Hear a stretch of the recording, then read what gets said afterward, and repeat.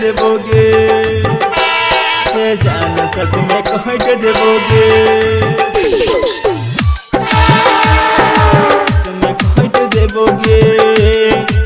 तुम्हें कहट देबोगे। ये आप सुन रहे हैं नवच्छा से शिवानी रिकॉर्डिंग स्टूडियो का शानदार प्रस्तुत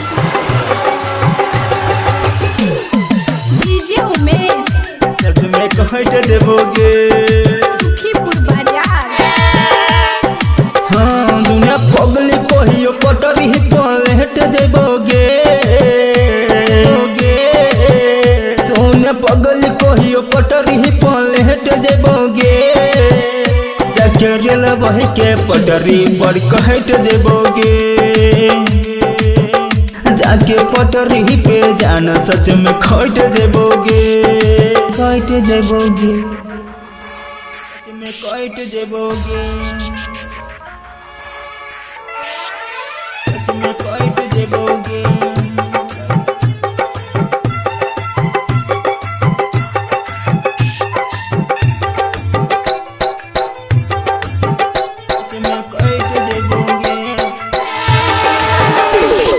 डीजे उमेश पटरी पे जाना सच में कहट देबोगे हाँ चाहे री हो अपन से ज्यादा तोर दिल ही छोड़ी विश्वास गे दिल में दिलो ही जोखम गोहरा लगलो ना छरी तोरा लाज गे दुनिया के नजर से हम होर देबोगे दुनिया के नजर से हम हट देबोगे जाके रेल बह के पटरी पर कहट देबोगे जाके पटरी पे जाना सच में कहट देबोगे कहट देबोगे जाके पटरी पे जाना सच में कहट देबोगे। आप सुन रहे हैं नवच्छा से शिवानी रिकॉर्डिंग स्टूडियो का शानदार प्रस्तुत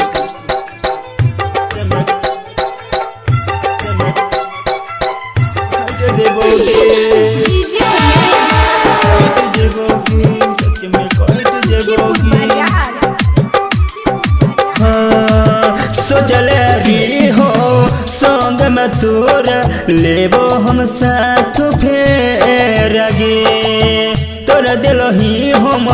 रोयर मन जे देखले री है सिर्फ सहरा गे चंदू यमी का सोनू संग जहर देबोगे चंदू यमी का रमेश संग महर देबोगे जाके चल भाई पे जाना सच में कहट देबोगे जाके पटरी पे जाना सच में कहट देबोगे।